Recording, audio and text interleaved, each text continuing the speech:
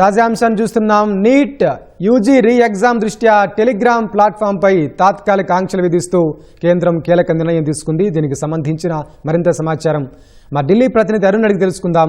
అరుణ్, చెప్పండి, టెలిగ్రామ్పై ఆంక్షలు ఎప్పటి వరకు అమల్లో ఉండనున్నాయి? దీనికి సంబంధించిన పూర్తి సమాచారం ఏంటి?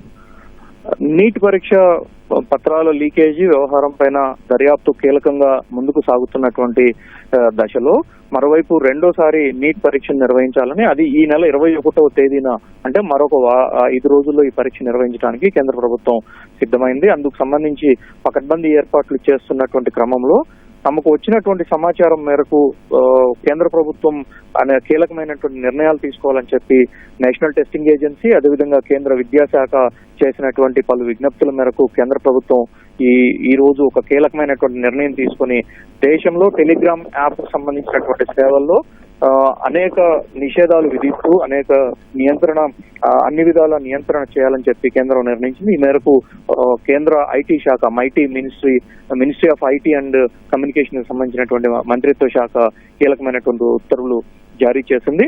తాత్కాలికంగా టెలిగ్రామ్ ప్లాట్ఫామ్ పై ఆంక్షలు విధిస్తూ కేంద్ర ప్రభుత్వం ఈ నిర్ణయం తీసుకుంది. ఈ నెల 21న జరిగేటువంటి నీట్ ఎగ్జామ్ సురక్షితంగా నిర్వహించేందుకు, ఎలాంటి ఇబ్బందులు తలెత్తకుండా, ఎలాంటి అపోహలకు తావు లేకుండా నిర్వహించేందుకు దీనిపైన చర్యలు తీసుకోవాల్సినటువంటి ఆవశ్యకతను వివరిస్తూ నేషనల్ టెస్టింగ్ ఏజెన్సీ, అదేవిధంగా కేంద్ర విద్యాశాఖ దీన్ని విజ్ఞప్తి మేరకు మైటీ మినిస్ట్రీ ఈ నిర్ణయం తీసుకున్నట్లుగా కేంద్ర ప్రభుత్వం ప్రకటించింది.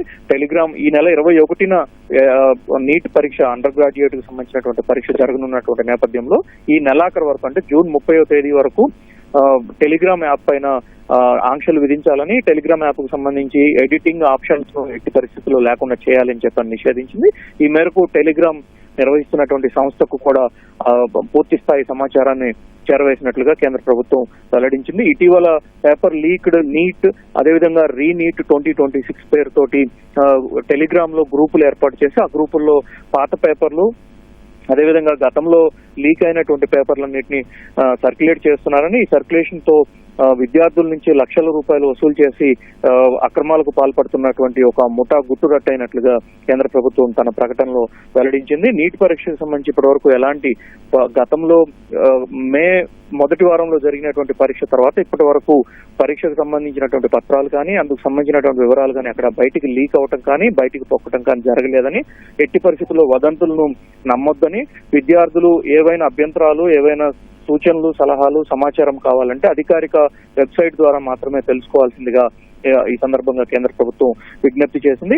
ఇప్పటికే దీనికి సంబంధించినటువంటి వ్యవహారంలో ఆన్లైన్ మోసాలకు పాల్పడుతున్నటువంటి పలు గ్యాంగులను అరెస్ట్ చేసినట్లుగా, అదేవిధంగా అహ్మదాబాద్ లో 8 టెలిగ్రామ్ ఛానళ్లను నడుపుతూ 1.5 కోట్ల రూపాయల మోసాలకు పాల్పడినటువంటి ఒక ముఠాను అరెస్ట్ చేసినట్టు సైబర్ క్రైమ్ పోలీసులు అరెస్ట్ చేసినట్లుగా కేంద్ర ప్రభుత్వం వెల్లడించింది. అదే సందర్భంలో మరొక 2-3 రాష్ట్రాల్లో కూడా ఈ రకమైనటువంటి సమాచారంతో కొన్ని గ్యాంగులను అరెస్ట్ చేశామని, అదుపులోకి తీసుకొని పూర్తి స్థాయి దర్యాప్తు నిర్వహిస్తున్నట్లుగా కేంద్ర ప్రభుత్వం వెల్లడించింది. సో ఈ నేపథ్యంలో విద్యార్థులు ఎలాంటి అసౌకర్యానికి గురి కాకుండా ఉండే విధంగా, విద్యార్థులు ఎలాంటి ఇబ్బందులకు తావు లేకుండా, ఎలాంటి అవకతవకలకు ఆస్కారం లేకుండా పూర్తి స్థాయిలో పరీక్షను పకడ్బందీగా నిర్వహించేందుకు అవసరమైనటువంటి చర్యల్లో భాగంగానే టెలిగ్రామ్ యాప్ పైన ఆంక్షలు, నిషేధం విధిస్తూ వాటన్నిటిని ఈ నెల 30వ తేదీ వరకు కొనసాగించాలని చెప్పి కేంద్ర ప్రభుత్వం నిర్ణయించింది.